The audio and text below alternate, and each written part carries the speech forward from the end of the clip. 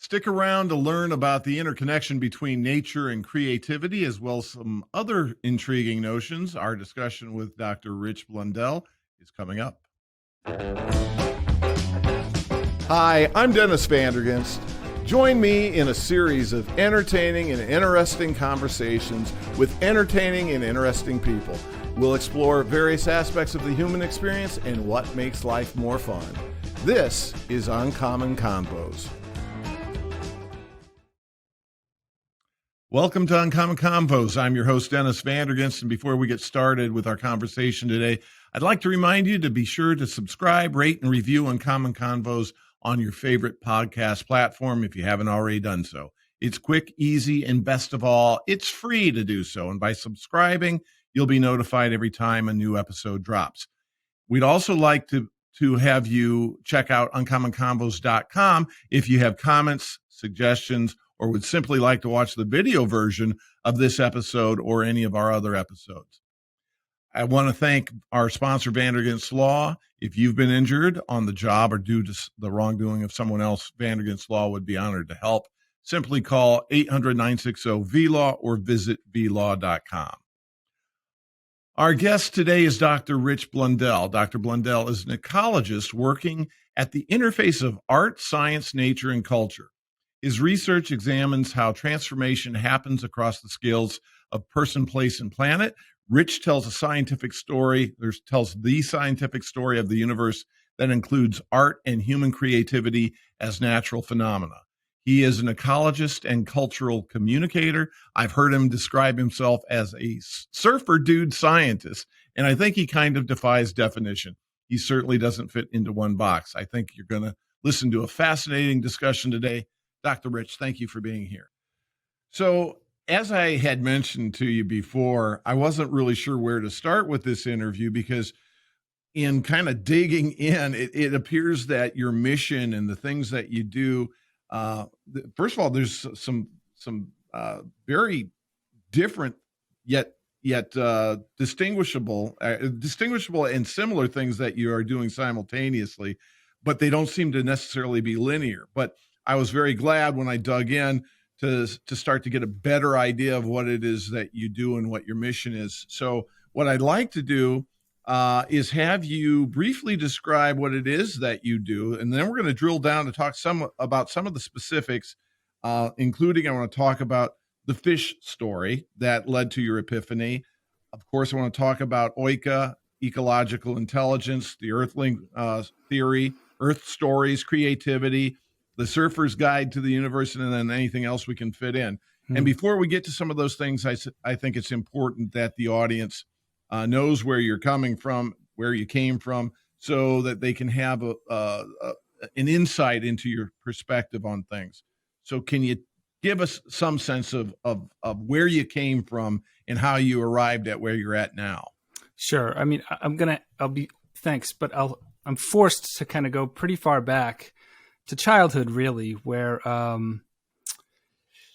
had what might be becoming a rarer and rarer kind of upbringing, and that is to say that I was given a lot of freedom as a child.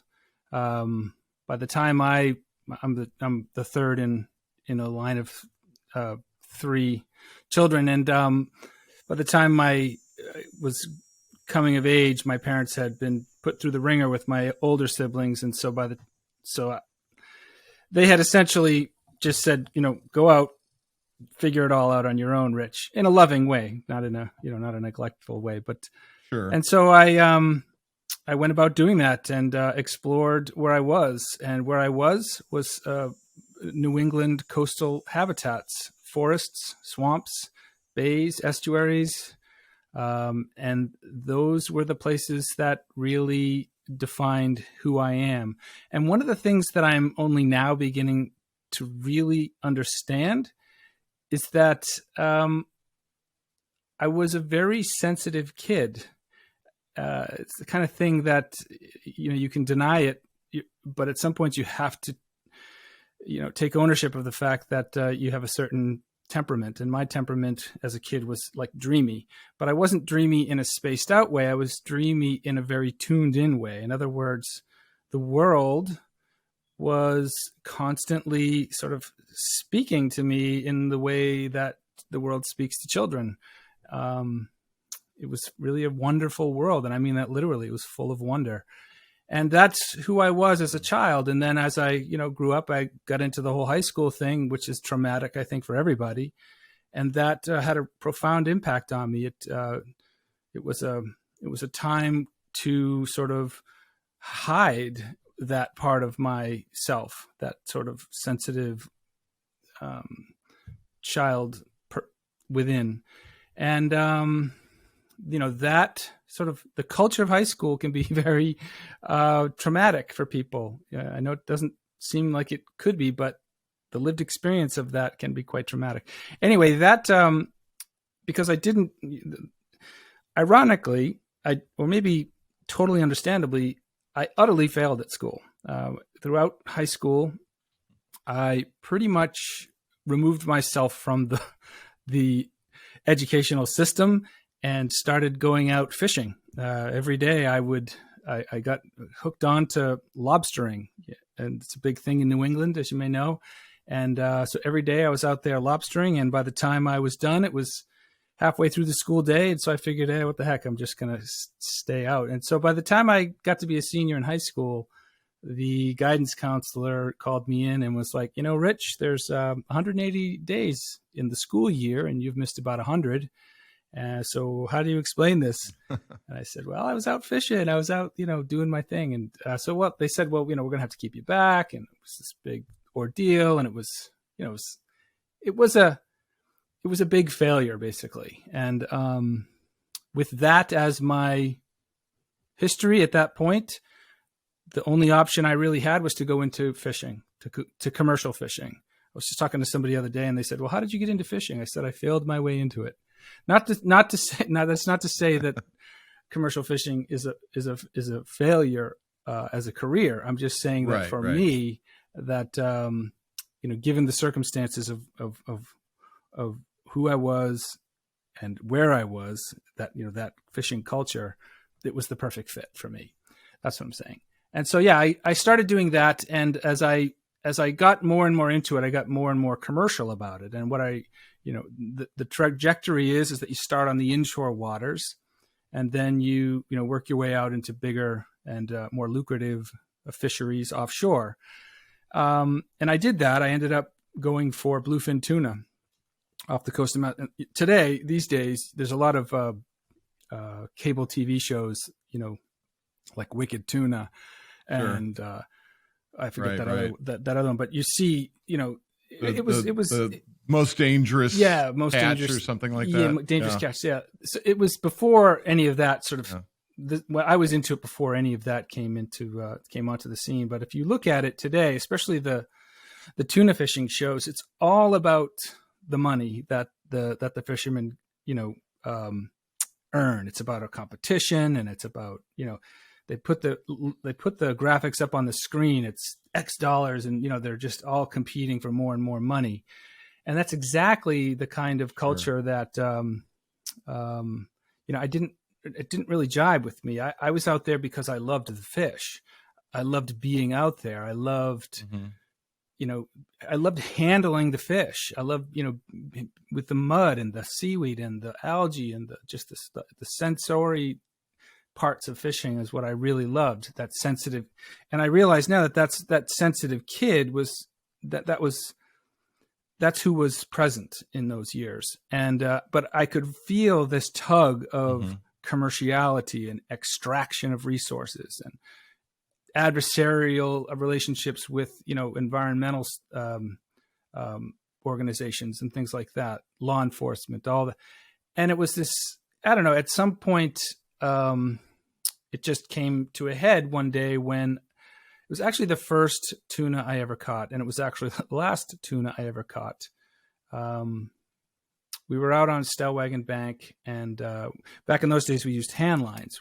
Today they use these really expensive, high-tech gear. But when we caught the tuna, finally got it, up to the boat and had it, you take the fins off and you bleed it and you try and keep it cool. And we rushed it back to the dock. And when we had tied up to the dock, and I was taking a rope that had been handed down from the dock, we were going to hook it around its tail and hoist it up onto the dock and put it into a freezer truck. I leaned over and I bent down and I was handling the fish. And as I was doing that, I suddenly had this flashback of being a kid handling fish. And I guess it must have been something about how different it was, how this fish had been down in the gunnel on the side of the boat, for an hour and a half, 2 hours as we motored back. And we never even looked at it. We never even sort of thought about this creature. And this is the only word I can describe is magnificent animal. It's this 800-pound solid piece of muscle. And it's just this huge animal. And we never even noticed it. We were all congratulating ourselves at all the money we were going to make and da-da-da-da-da. And as I was down there in the gunnel with the fish, and I felt that sort of rush of memory came back to me, and I looked at the fish, and I was looking at its eye, and then I realized that it was just dying in that moment. So it had been down there that whole time, and right as I looked at it and made contact with it, it died. And I watched it sort of just transform from this thing that was just this beautiful creature into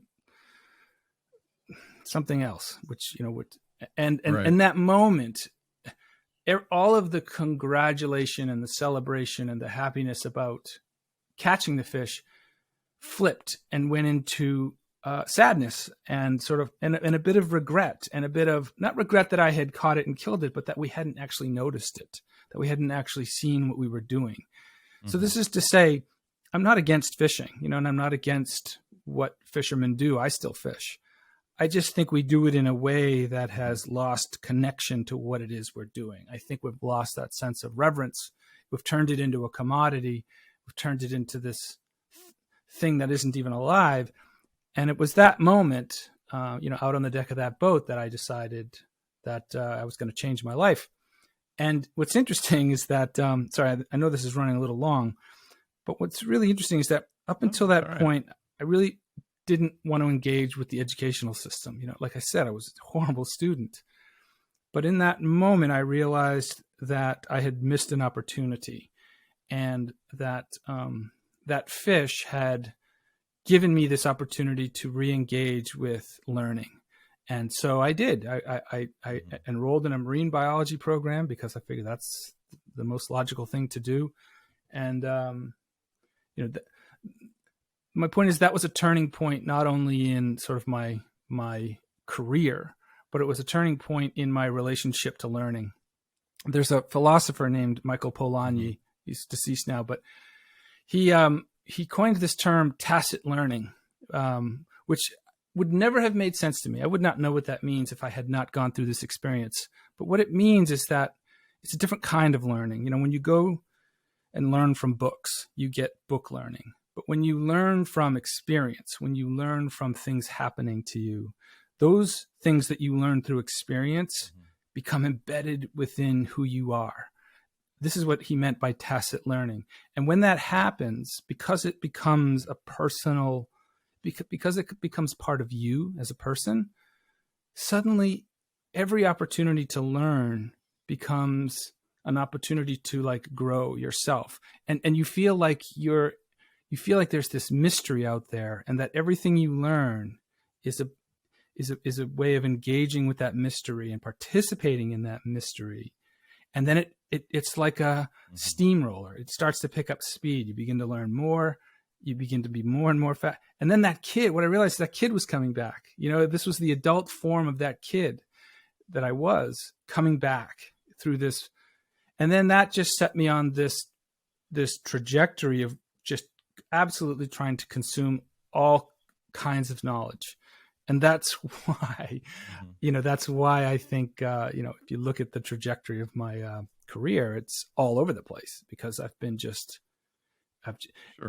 been in love with learning ever since. And so, that tuna was a big moment. And I should just mention too that, what I ended up studying, I didn't quite know this was happening as I was going through it, but what I ended up getting a PhD in is how could that communication have happened through that wasn't my research question, but it was like my background research question. Mm-hmm.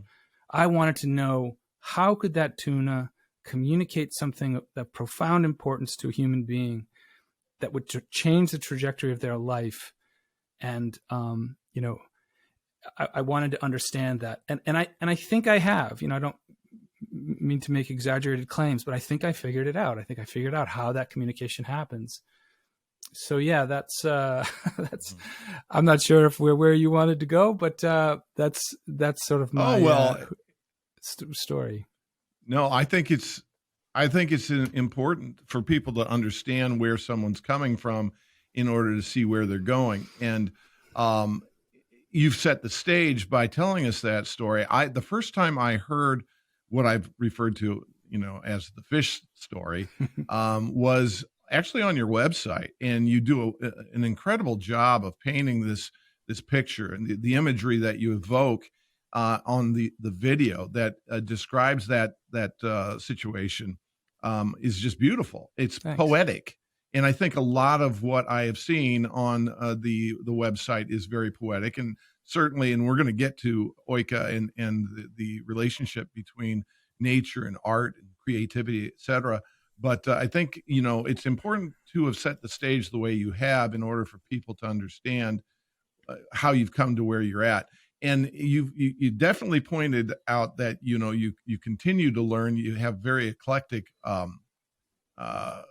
background and interests that are apparent with everything that I've seen thus far. So I certainly am happy to let you just take the reins and run with it as we explore some of these things. So I wanted to mention, though, because I think it's important for this given the time that we're in right now and the situation that we see as a society and politically speaking, et cetera. I've read or heard you say that you feel there's a systemic dysfunction within our world, and that the thinking that disconnects us from nature also disconnects us from each other. So, let's start there. What do you mean by that?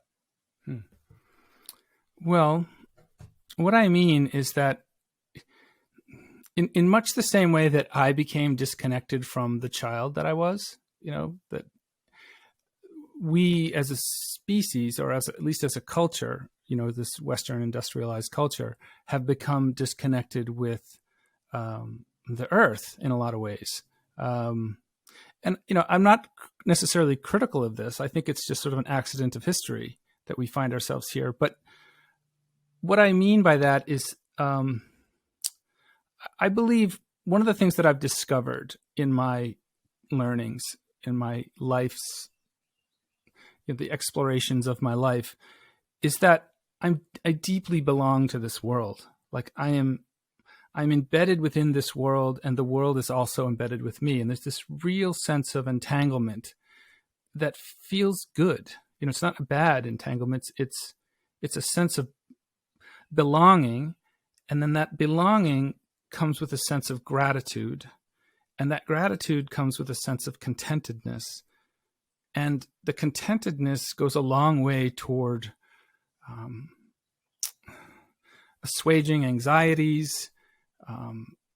It puts a sort of check on my desire to consume things and pursue other things, because I feel this deep sense of beauty that feels good. And I think that in many ways we've either forgotten or forfeited that sense of belonging that comes from interacting with nature and with the natural world.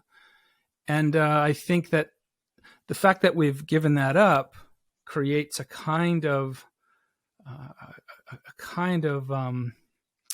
don't want to use the word pathology because that sounds really negative. It creates a void within us that we seek to fill, and we seek to fill it in the most immediate ways, which are normally, usually material and I think that those ways of feeling and those ways of being manifest not just in environmental degradation, but also in how we treat each other. I think I just think that so many of these so-called social problems and cultural problems of our time are connected to this sense of disconnection that we all carry around. And we can regain that sense of connection. And then suddenly, or gradually, let's say, those other problems will tend to resolve themselves. It's called healing. We'll start to heal, just like I healed from the trauma of high school. I know how trivial that sounds, but I think we can begin to heal from this other kind of under-acknowledged trauma, and then these things that are consuming us now, rightfully so, these social, racial, economic, the xenophobia, all these things that are sort of the divisiveness of our politics, all this stuff will tend to get attenuated or assuaged. I don't want to keep using these foreign words. We begin to heal. And so that's what I mean when I say that the sense of disconnection from the world disconnects us from each other. That's what I mean. Because there is a category. There is a category of being. There is a political identity that's bigger than the ones that we currently identify with. It's called being an earthling. And we've just completely forgot what that means. For most of us, that means take me to your leader. It means something alien seeing us. What it actually means is being of the earth. And if you look at the history of human beings, and if you look at the history of this planet, and if you look at the history of human beings on this planet, the inescapable realization that comes from that is that we are of this earth. Everything that we are, our creativity, our intelligence, our bodies, everything that we are comes from this earth. It's a gift. It's an endowment of the earth. And why we have forgotten that, or why we fail to recognize that, is, I think, something that needs to be addressed.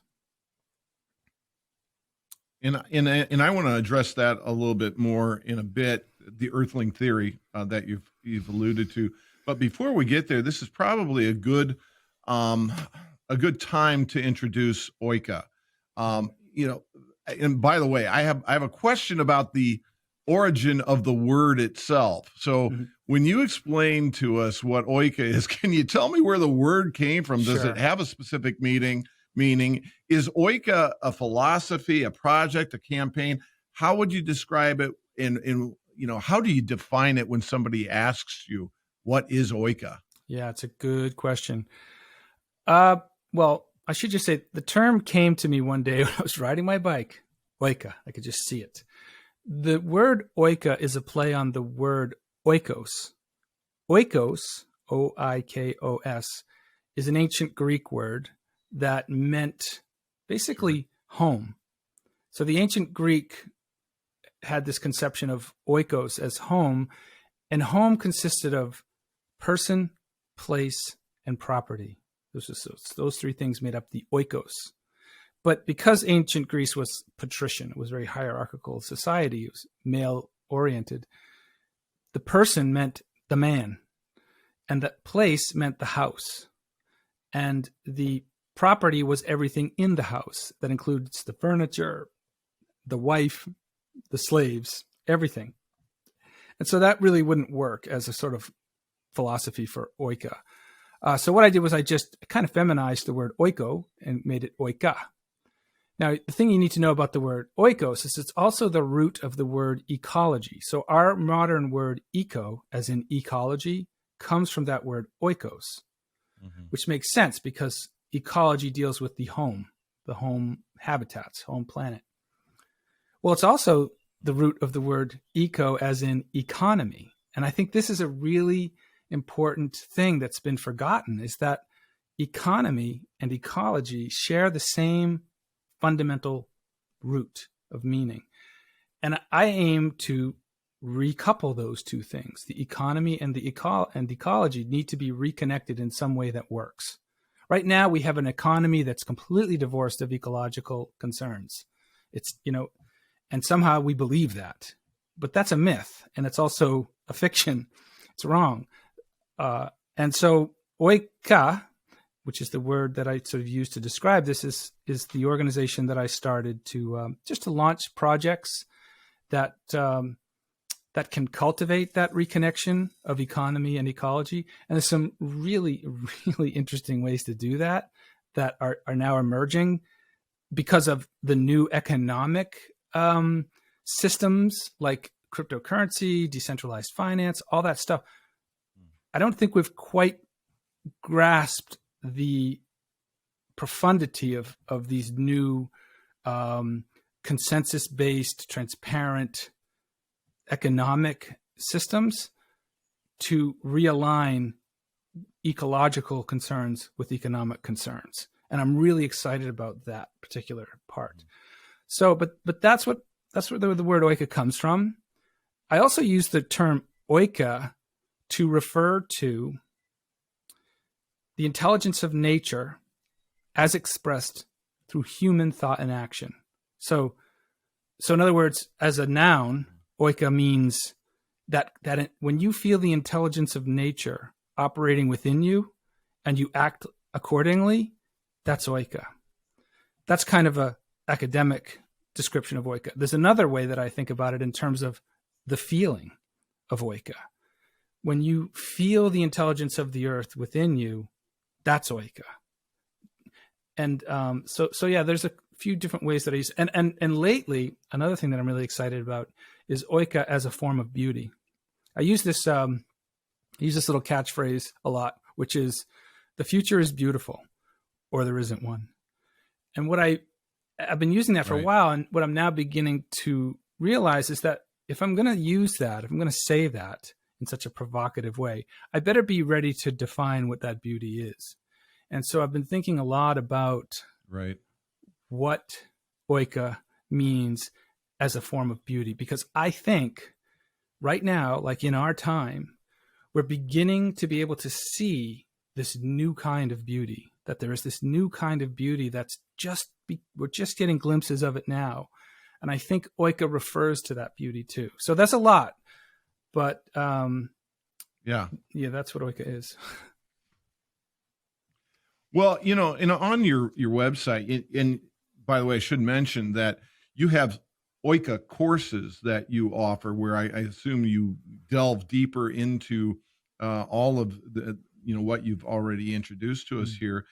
And on the website, it says that the oika courses, and I'm going to read this, all oika courses are grounded in the fundamentals of ecological intelligence as defined by Dr. Blundell's Earthling theory. And again, we'll circle back to that Earthling theory, and we'll talk some more about the courses and how you get funded and things like that. But what is ecological intelligence, and how does that I guess interact with the idea of oika? Sure. Well, in some ways, oika is synonymous with ecological intelligence because, as I said, oika is the intelligence of nature expressed through humans, right? So that intelligence is ecological. But what I think we need to do is back up a little bit and understand what ecological means.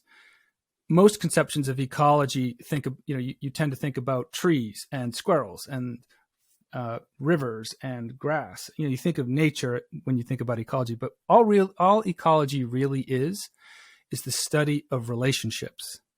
That's what ecology is. And that could be any relationship. It could be the relationship between me and you, right? Or it could be the relationship between me and this pen. There's an ecology of those are horrible examples. But the point is that ecological relationships are in social systems as well as nature systems, because society is an outgrowth. So you're of nature. talking about relation. Yes, relational you're intelligence. Talking about relational dynamics here. Yes, it's a relational intelligence that comes from nature. Nature is built on relational intelligence, and I could tell you the story of the universe that goes all the way back to the beginning, and to show you where this relational intelligence originated in the early universe. The early universe, 380,000 years after the Big Bang, which is like, if you buy into this whole thing, which I do as a scientist, but what you realize is that I do too. all of this complexity, all of it is a function of relationships. It wouldn't be here if it wasn't for relationships. And so understanding those relationships takes ecological intelligence. That's what ecological intelligence means. And I should say that even though I call it ecological intelligence, it's really just intelligence, because all intelligence is ecological intelligence. Well, so is it fair to say, first of all, I guess, that OICA is about restoring ecological intelligence? Well, that's one way to say it, but it didn't go anywhere. It's just that we're not using it. It's about reminding us about where our intelligence comes from. And this is what the course that you mentioned seeks to do. Specifically, I seek to remind artists, people who create art, that their creativity is a function of ecological intelligence. And what's really... Yeah, and let's talk about that. Sure. I'm sorry, I'm talking over you. I think we have a little delay, but I would like to talk a little bit about that relationship between ecological intelligence and creativity, art, etc. Well, I've this is one of those sharp turns in a learning trajectory that my life has taken in the last few years. I came up through the ranks of the sciences, never even gave a second thought to art. Just was never asked to take an art course or to study art history or to understand the economies or the philosophies of art until about a couple of years ago, when I realized that artists have this a lot of artists, I don't mean to speak for all of them, but have this intrinsic sensitivity. And that's a key word, because I'm actually talking about that thing I had as a child, that sensitivity. Artists have cultivated a sensitivity and an awareness of the world, which they draw upon for creativity to create art. So it is fundamentally ecological, even if they're creating stainless steel modernist sculptures, they've still cultivated a sensitivity, and they still ask the world to participate in their creativity in some way. And so they're a great candidate for exploring ecological intelligence. And so the primary message that I try to convey through an OICA course, it's actually OICA for artists. The primary message that I try to convey through that course is that their creativity isn't just theirs alone. That when they create, they're creating in an alliance with nature. And when they realize that, when they have that relationship with nature, when they can establish a collaborative rapport with nature, it just ramps up their creativity. It's this incredible, because if you enter into an alliance with nature for your source of creativity, you're teaming up with a pretty creative source. It's the source of everything that is, all of the beauty and complexity, and not just the nature, but the cultural artifacts and the mystical traditions and the religious impulses. All that stuff is part of nature's creativity too. And so when artists tap into that, they just, my proposal is that they will have a new ally to create. And here's where OICA fulfills its mission, which is to realign our culture with nature. Well, when artists are creating art in alliance with the intelligence of nature, then the art they create contributes to the culture we collectively create. Then what we'll end up with is a culture that's more aligned with nature. And this is how we cultivate ecological intelligence in our culture. And, a byproduct or a side effect of that is a better society, a more caring, a more open, a more curious, a more creative society. So, yeah. that's what the course is all about. I'm also developing one for what I call Oika for Earthlings, which is a little more general. Yeah, and I want to kind of circle back to that. Someplace, and I don't even remember where it was, but I heard you talking or read somewhere about your background in big history, which, in general terms, I guess, would be kind of an interdisciplinary focus on things. It involves, physics and chemistry and biology, geology, astronomy, etc. And human history. How does that, if at all, I guess, and human history. And I was going to say, so how does that all influence, if at all, your Earthling theory? And then since you mentioned the Earthling theory, how does that interplay with the idea of creativity and what Oika is doing in general, not necessarily just for artists? Sure. Well, big history it's kind of an emerging field. It started, back in the 2015 or something like that, 14. Basically, it came about because if you study history, and I think you've studied history, your undergrad is in history. So if you study history and you ask questions about, well, what happened, what is the context in which this historical event happened? That means you have to go a little further back to establish the context. If you want to understand the American Revolution, you have to understand, the expansion from Europe and the colonization of the continent and the westward expansion. You have to understand the context of these things. So if you want to understand the context, that you actually have to understand the context of the context. Well, what's the context?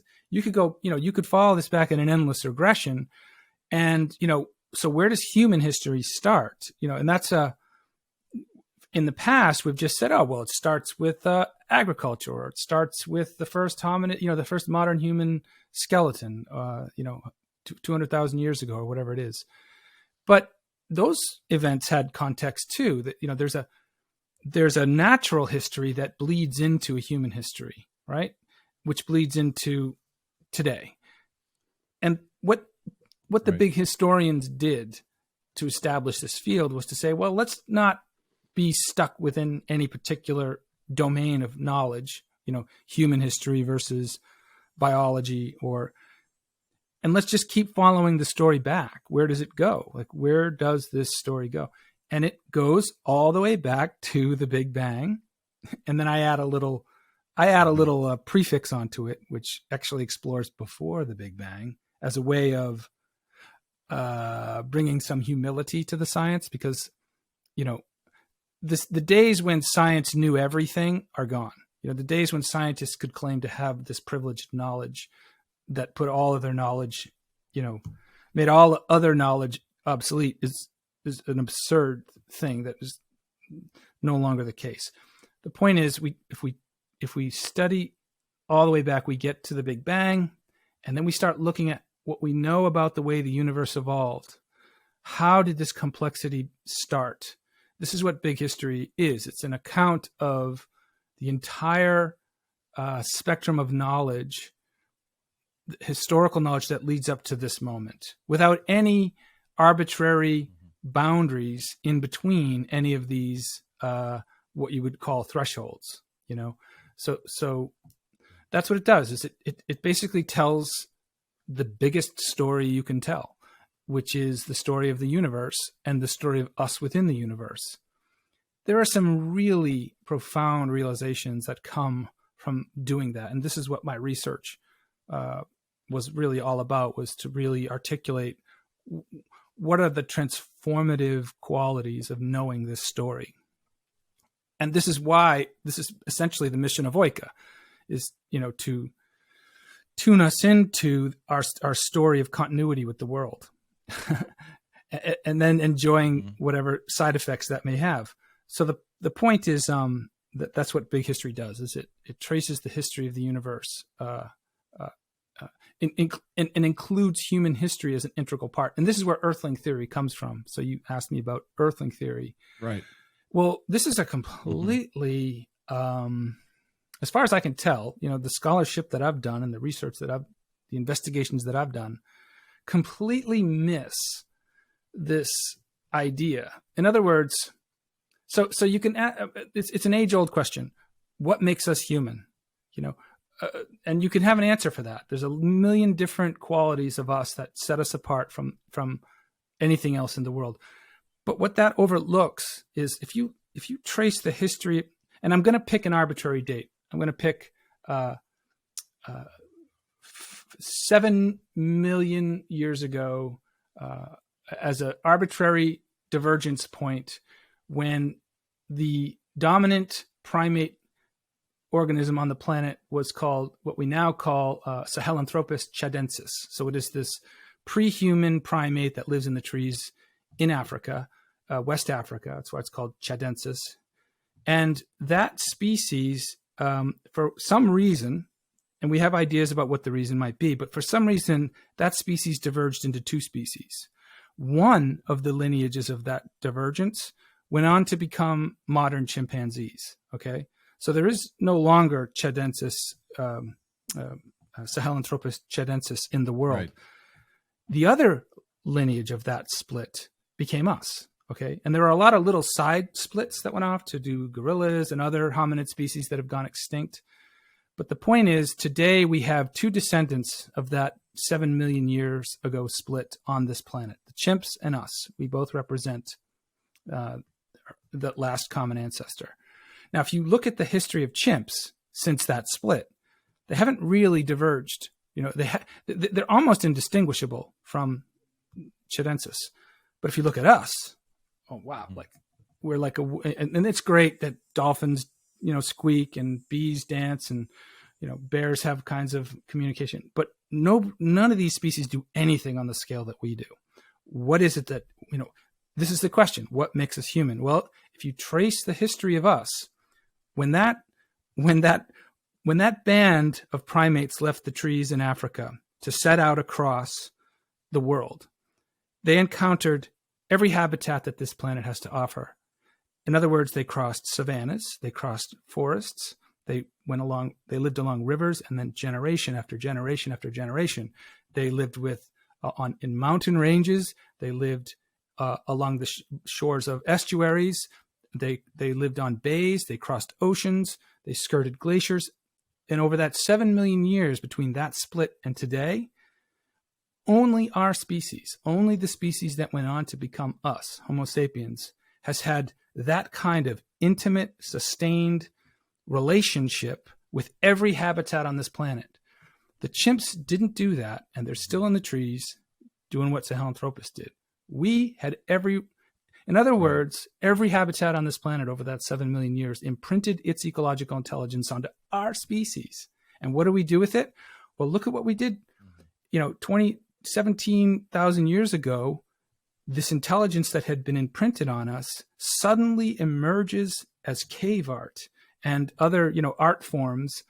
There's this explosion of creativity that only our species has done, only because our species has this deep, intimate, and sequential relationship with every habitat on it. Does this make sense? Like every habitat has imprinted its ecological intelligence onto us. This is what makes us human. This is what gives us art. This is what will determine our future, if there is one. Whether or not we, remember that intelligence. And I know this all sounds very grandiose, and in some ways it is, but what do we got to lose? That's what Earthling theory is. Is that it's a theory of humanity. Humanity is of the earth. Mm-hmm. And the sooner we get to really own that endowment, the sooner we will create a better future. We're not going to get off this planet by destroying it. We're going to get off this planet by tapping into the intelligence that it endowed us with. I studied the cosmos. Right. The cosmos doesn't need another parasitic species to go and terraform Mars. What we need is a species that can tap into the intelligence of nature in order to propagate its beauty into the universe. And I'm not like a futurist, and I'm really not a science fiction person, but I'm just saying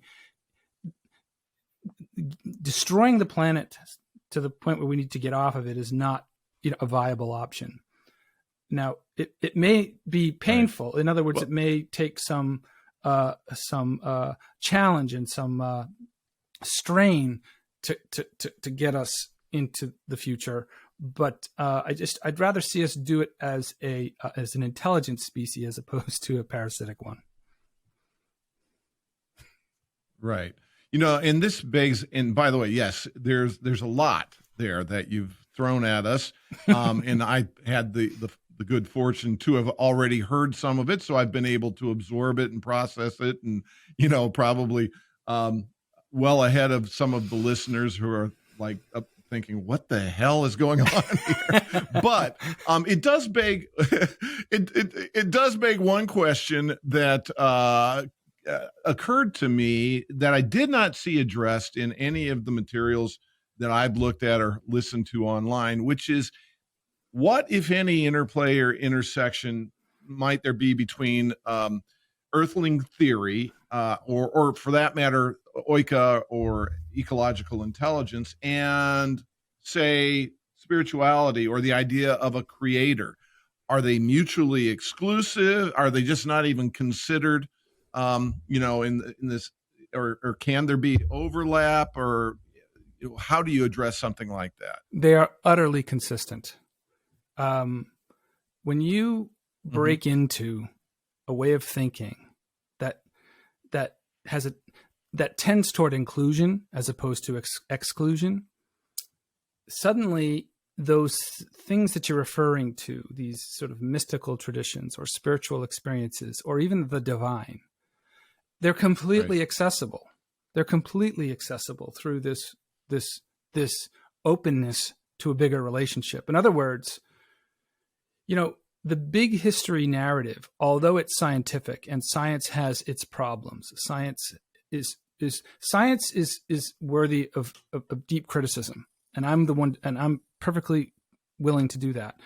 However, once you get beyond that and understand that science is imperfect, I'm not saying that opens the door to dogma. What I'm saying is that when you practice inclusive thinking, which is what big history does, you suddenly see how these inherited stories about prophets or gurus or divine interventions, all of those things become completely rational and completely part of this big, beautiful story of the universe.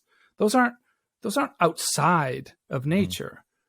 That's nature telling those stories through our creativity, through our imaginations, which are purely part of nature. And, you know, there used to be this big thing back in the 90s about, well, that's a God of the gaps argument, you know, and I was never satisfied with that critique because, you know, there are gaps in our knowledge, and where else would you put God? I mean, of course, I think that's a pretty good, you know, I'm okay with that. If somebody claims the God of the gaps argument, in other words, we put God, or let's call it mystery, in the gaps in our knowledge, which is really just a motivation to get more knowledge, to get closer to that mystery, to get closer to that. So I guess all I'm saying is I find this view of the world, this way of being in the world, completely consistent with the experience of the divine. Every day I feel it. Yeah. Every day, and it motivates me to do all those things that typically motivate an experience with the divine, to care for one another, you know, to put myself in someone else's shoes. All these wisdoms that come out of these scriptures, they're completely consistent with the ethos of nature. You know, it's So I'm not sure if I'm answering your question. I agree, but you are, and I think we could. Well, sorry, I know there's a little bit of a delay. I'm sorry. I'm going to keep going. Sure. I guess what I'm saying is this form of beauty that I think I'm referring, that Oika is trying to refer to, is somehow speaks to that question, that there is this new kind of beauty that transcends all these old divisions, these old inherited fictions that the divine and nature are separate, this beauty somehow reveals that thing. And, I can get into, we could, Right. In another call, maybe we could get into, what are the qualities of that beauty.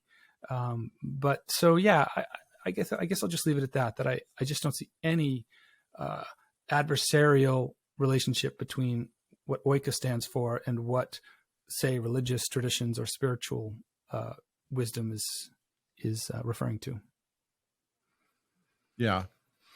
Yeah, and I think we could probably have an entire podcast devoted to discussing the relationships or the consistency between Oika and religion or spirituality or metaphysical practices, for that matter, or any number of things along those lines. But that of course could take an entire podcast to do that.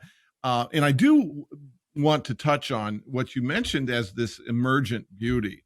And I know that I had seen somewhere you had said that there's this emergent beauty that can be disclosed to humans through art that imbues three intelligences. And I think that you were just alluding to that, which would be nature's intelligence, human intelligence, and technological intelligence. What do you mean by that? I mean, and I know that in and of itself could be another entire podcast, but just to as a precursor to maybe another discussion, maybe you can tell us about that. Sure. It's funny listening to you say that. I already, just like your audience probably does, I started to tune out. Like, what is this guy talking about? Yeah. So I think that this beauty, that we're referring to, is, and this is fairly new, so I'm still sort of developing the language for this. But what I'm beginning to see, okay, so I spent the first, 4/5 of my career studying nature. Took me a long time to figure out nature. Then I switched to art, and I started learning about art, and I was on this real fast track to learning about art, and also technology.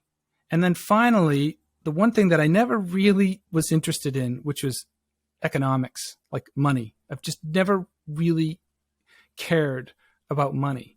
And in the past 3 months, I've suddenly gotten really interested in it. And the reason is because I see these new technologies, specifically blockchain technology, and what that means, and non-fungible tokens, and all these sort of, hyped up code words for what's going on in cryptocurrency. But when I see all these things start to coalesce, these things that I know about nature, about art, and now about economics, I'm seeing this. This is the landscape in which this emergent beauty will appear. This is what I'm saying.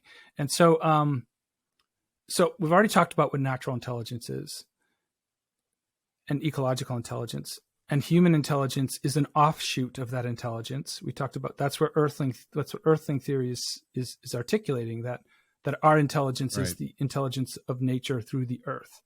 It's an earth flavored natural intelligence. And now here we are, we find ourselves in this moment where technology is becoming this incredibly potent part of the conversation. It's entering in, and it's starting to shape our relationships. It's an active participant in the matrix of ecological intelligence that we find ourselves in. And so what I'm seeing is that as we shift toward more virtual forms of value, I'm not going to say currency, but value, virtual forms of, in other words, ideas, away from our old dependence on material forms of value, then suddenly we've created a new niche. This is an ecological term. And well, we haven't created it. Well, we've partly created it, but a new niche has suddenly appeared where artists who tap into natural intelligence, ecological intelligence, creating art and culture that has embedded within it the value that comes with this relationship to nature suddenly becomes, I'm going to use the word, commodified. Here's the breakthrough, okay, Dennis? Here's the breakthrough. If we could somehow recouple our concerns with personal wealth to planetary health, we'd have the problem solved, right? If we could put the energy that we put in to generating and accumulating and extracting wealth for ourselves and our families, if we could somehow couple that energy, to the healing of the planet and the healing of the social injuries and that we've all experienced, then we're really on a path toward the beautiful future that I'm talking about, right? I think it's a subtle Jedi mind trick, but I think if we can pull that off, and my proposal is that we can do it through art. So in this case, art becomes the Trojan horse. It's actually a Trojan unicorn. If we could embed ecological intelligence in art that is a non-fungible token and use that as a form of currency in an open market with all the same open market rules, and if that NFT is somehow, if it validates planetary healing, and there are ways to do this, there are technologies now emerging that allow us to do this, then we are suddenly in a new game starts. And the new game is your personal well-being, your personal happiness is tied to the happiness and well-being of the planet.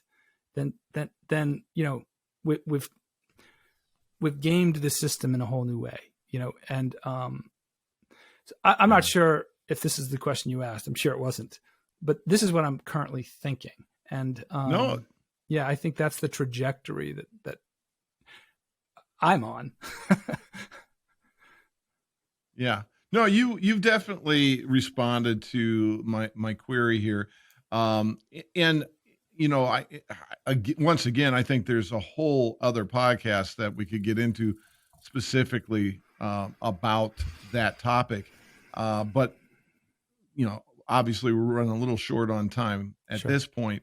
I do want, before we say goodbye for the day, to have a little bit of a discussion about the Surfer's Guide to the Universe and what that is and how it came about, and what your goals are with respect to that, and what, if any, interrelationship is there between that and Oika. Sure. Well, I'm not gonna deny it. I've spent a lot of time surfing. It's for decades. It's been a kind of church for me. There's much to be learned by sitting in the ocean at the interface of water and sky, because it trains you to tune into subtleties that wouldn't be visible, from just sitting on the beach, drinking a beer. Not that there's anything wrong with that, but I guess what I'm saying is that being a surfer, especially a surfer with the kind of sensitivities that I happen to have, it teaches you to be very tuned into, like, for example, really subtle shifts in the horizon. So the next time you're watching surfers from the beach, pay attention to the way they move, because what you'll see if you're really paying attention is some of those surfers will move. They'll move in a sort of unspoken, coordinated way. And what you're seeing is that people who have been out there a long time doing that, they've developed a kind of intelligence, a sensitivity to what's going on just off the horizon. By looking, I can see it in my mind right now. I can see the way that the horizon shifts when there's a big set coming, when there's a set of big swells coming.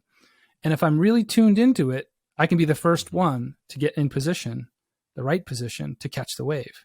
And then that comes with this whole other reward, this whole other ecstatic sort of moment that you're rewarded with. These are the lessons that surfing has taught me about that.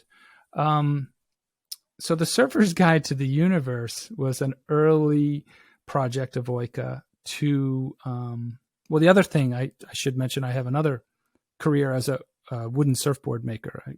Back in the early 2000s, I started a company that created hollow wooden surfboards, which became really popular as part of this sort of soul surfing crowd. Not the other kind that's at the Olympics now, but there's this other kind of surfing which is much more old school, I guess.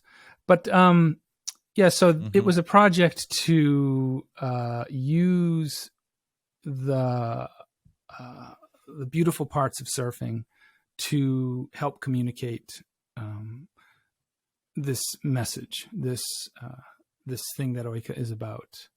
And it was a lot of fun. We ended up creating some really beautiful art. There's a couple of pieces back there on the wall that you can see. Maybe I'll just sort of show you. There's that's sort of samples of the kind of thing. That's a cedar tree that was needed to be cut down, and so I created some surfboard art. So that's what the Surfer's Guide to the Universe is using wooden surfboards as art, as an opportunity to talk about these things that we've been talking about. Right.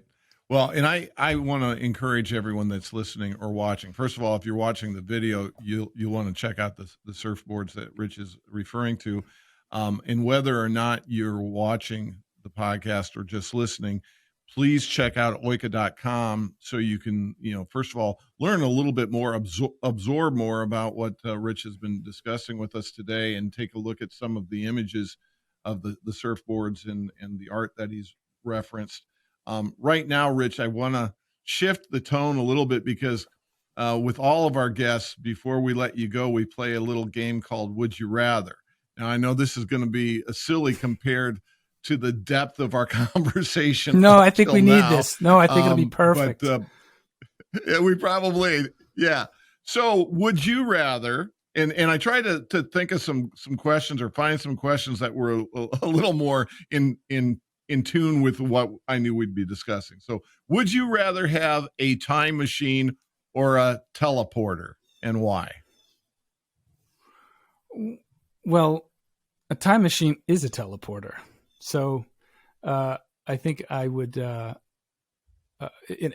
when you see, are these supposed to be like really quick answers?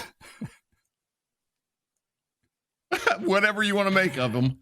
Yeah, I would say a time machine because in my conception of, space-time are continuous. And so a time traveling machine is in effect a teleporter. And of course it's because I'd be able to see firsthand all this stuff that I teach about, which, by the way, we can. I mean, we have telescopes that look out at the cosmos, and they essentially travel back in time. So we can do that already. So, but I would love to have a time machine for sure. Absolutely. Okay. So would you rather have a lot of mediocre friends or one really good friend? One. That doesn't surprise me. I think a lot of people would feel that way. Would you rather be able to talk to animals and understand them, or speak all human languages?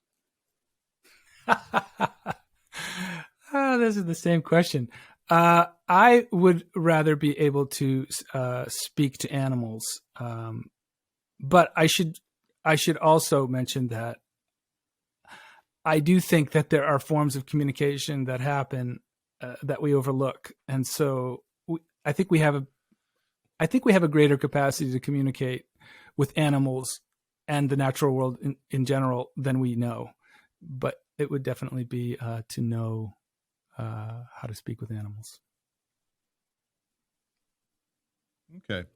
Last one, and this is a little bit similar to what I previously asked, but if you were reborn in a new life, would you rather be alive in the past or the future? Oh, man.